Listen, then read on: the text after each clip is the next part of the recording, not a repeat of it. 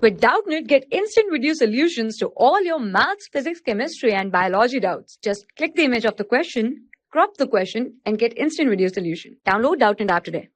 Hello everyone, let us start with our question. In this question, what is given?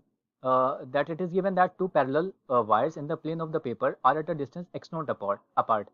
Now a point charge is moving with a speed u between the wire in the same plane at a distance x1 from one of the wire. So first of all, we just represent this with a situation. So this is one of the wire and this is another wire. So basically these are the parallel wires, okay?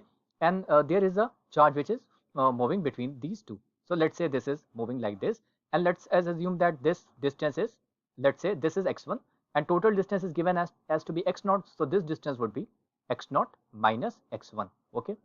Now else what is given? When the current, when wire carries the current of magnitude I in the same direction, radius of curvature is given as to be r1. Now if the current direction in the two wire are different, that means opposite, so radius of curvature is r2. If x0 by x1 is given as to be 3, we need to find the value of r1 by r2, okay? So in one situation, so the current is in the same direction, and in the other situation current is in the other direction. Now what is happening? So they are moving in a this circular path, okay?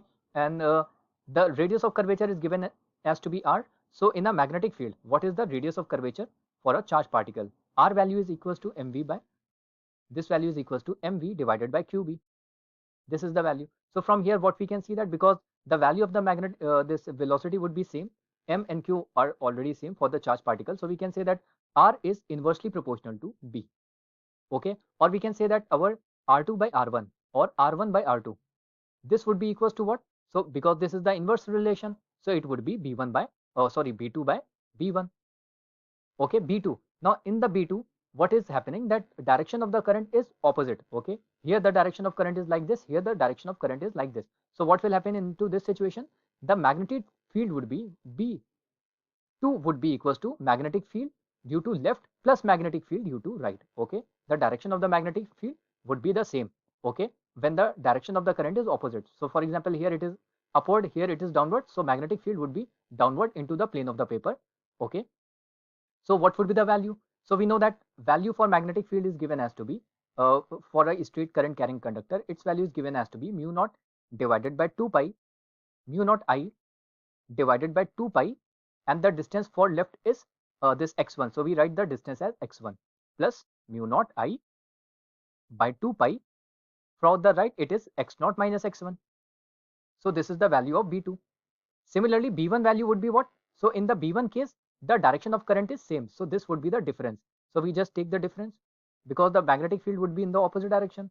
So 2 pi x1 minus mu naught I divided by 2 pi x0 minus x1. Now if we take the ratios of these two quantity, r1 by r2, it would be equals to b2 by b1, so we can take the ratio. So what we can see that mu naught I divided by 2 pi, so we can take it to be common, and when we are taking the ratio, so this term, constant term, would be cancelled. So we can just write our r1 by r2 as r1 divided by r2 would be just what? It would be equals to 1 over x1 plus 1 over x0 minus x1, this term, and then divide by, sorry, we just rewrite this division sign, divided by 1 by x1 minus 1 divided by x0 minus of x1, okay? Now in the numerator, if we take the LCM, so what will happen? So it would be x0 minus x1 plus x1, okay, like this. Now the LCM of the numerator and the denominator would be same, so we can cancel, and we can just write the numerator of the denominator. So it would be x0 minus x1, okay, minus x1. So the LCM would be cancelled, so it would be x1 x0 minus x1. Here it would be x1 x0 minus x1. We can cancel these values. So then our r1 divided by r2, this would turn out to be, so here x1 and x1 would be cancelled, so it would be x0 over x0 minus 2 times x1. Now if we divide the numerator and denominator by x1, so what will happen? So it would be x0 by x1 divided by, here it would be x0 by x1 minus, when we divide this term, so x1 would be cancelled, so it would be just 2. Now this value has given as to be 3, so we can say that 3 divided by 3 minus 2. So r1 by r2 would turn out to be 3. So this is the final value. We need to find the ratio of R1 by R2. So R1 by R2 we just write. So this value is equals to 3. So hope you have understood this solution. Thank you. For class 6 to 12, IIT JEE and NEET level. Trusted by more than 5 crore students. Download Doubtnut App today.